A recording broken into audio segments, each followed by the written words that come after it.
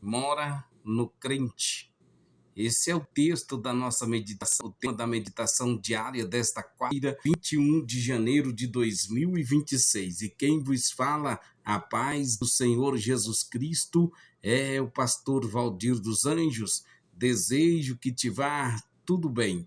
Nós estamos meditando o texto que está em apreço, encontra-se no Evangelho de Jesus Cristo, segundo escreveu João, capítulo 14, versículo 23, que diz assim: e Jesus respondeu e disse-lhe: se alguém me ama, guardará a minha palavra, e meu Pai o amará, e viremos para ele e faremos morada nele. Portanto, nós temos também um texto de apoio que se encontra na primeira carta do apóstolo Paulo aos Coríntios, capítulo 6, versículo de número 19, que diz assim: ou não sabeis que o vosso corpo é o templo do Espírito Santo que habita em vós, proveniente de Deus, e que não sois de vós mesmos? Portanto, nós temos como objetivo nesse estudo aqui levar você, ouvinte, através desta mensagem, a identificar claramente as duas correntes de interpretação acerca da contemporaneidade dos dons espirituais, compreendendo suas explicações, suas implicações bíblicas, escatológica e prática para a igreja dos dias atuais. Vejamos, ouve esta palavra, alimenta a sua alma, fortalece o teu espírito. Deus te abençoe. Seja curado, seja tocado, seja abençoado, seja liberto, seja usado por Deus também agora neste momento. Manda esta mensagem para alguém, manda esse link, este áudio para alguém. É importante que você ouve, é importante que você mande, porque Deus está falando através desta palavra. Deixa aí o seu comentário, compartilhe, fale, deixa Deus te usar. Portanto, nós vejamos que o Deus que habita no meio do seu povo. A declaração de Jesus no capítulo 14 de João ocorre em um contexto profundamente pastoral e escatológico. Ele está preparando os discípulos para a sua partida visível, mas também para uma nova forma de presença divina.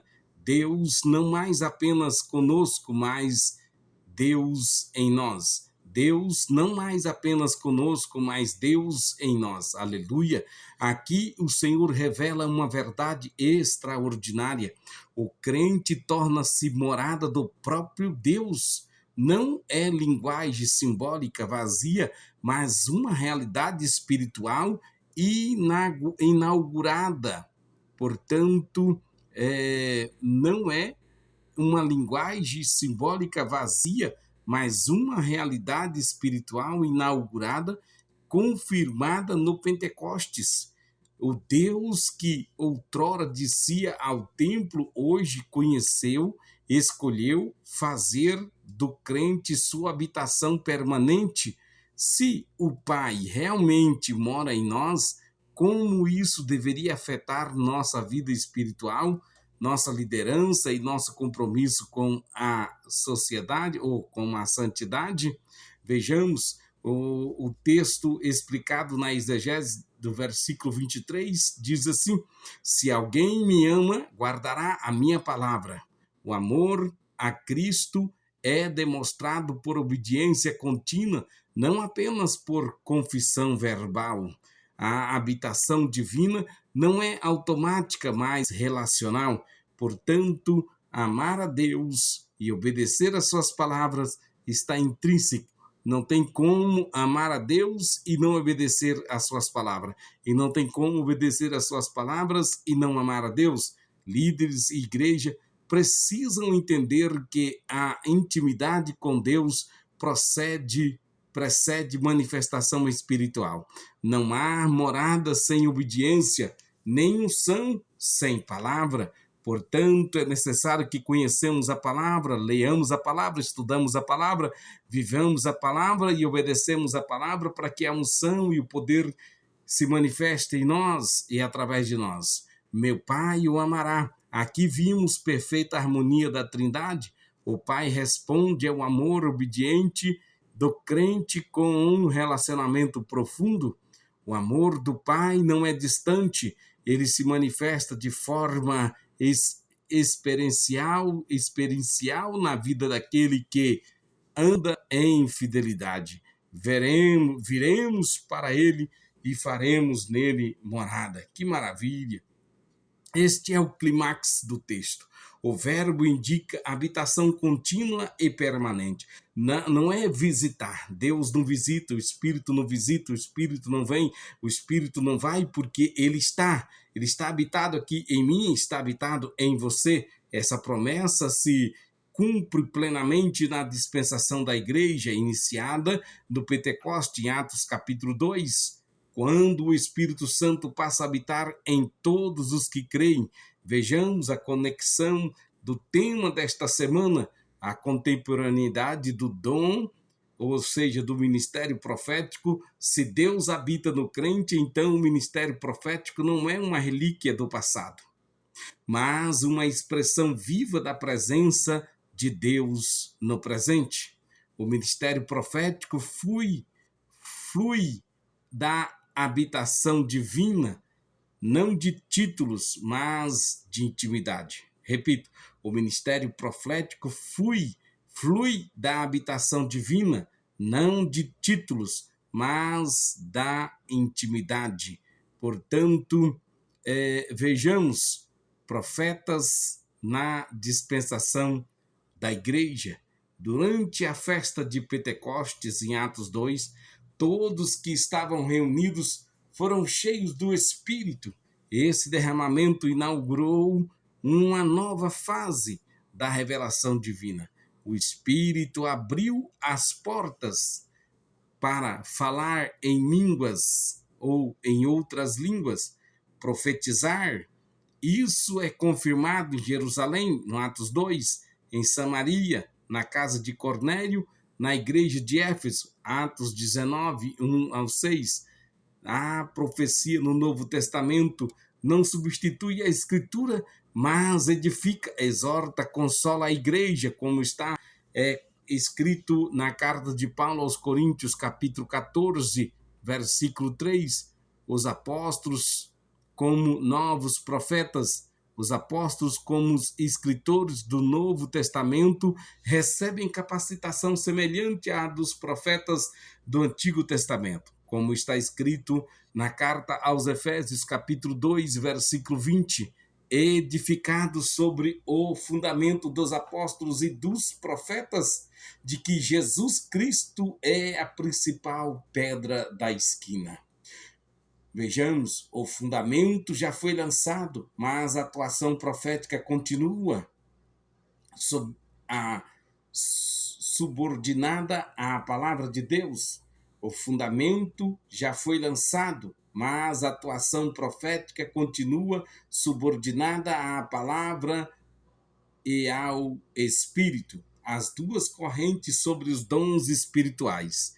Primeiro, nós vemos o sensacionismo, defende que os dons cessaram com o fim da era apostólica. Isto é praticamente impossível, porque vimos o Espírito de Deus ativo, trabalhando na vida de todos aqueles que creem, convencendo o homem do pecado, do juízo e da justiça, e também manifestando-se através de dons espirituais. Nós temos visto.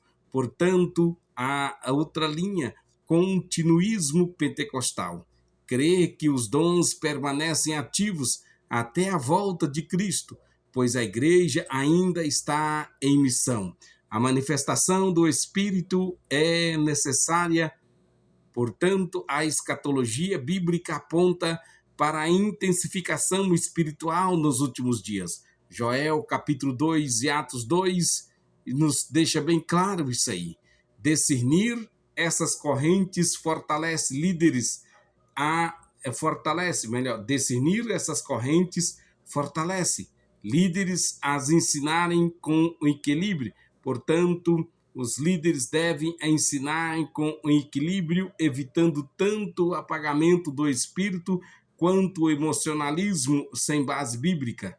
Vejamos, dentro do tema desta semana, vamos ver a exegese escatológica. Escatologicamente, o ministério profético se intensifica à medida que a história caminha para o fim. Não é esfriamento, mas é para se intensificar. A habitação do Pai no crente é sinal de que estamos no período do final da graça. Vejamos, a igreja vive entre o já do Pentecostes e o ainda não da glorificação. A igreja vive entre o já do Pentecoste e o ainda não antes da glorificação. Portanto, o ainda não da glorificação. A profecia aponta para a santidade e vigilância, preparação para a volta de Cristo. Dentro da exegese do tema da semana, nós vimos: o Pai mora no crente.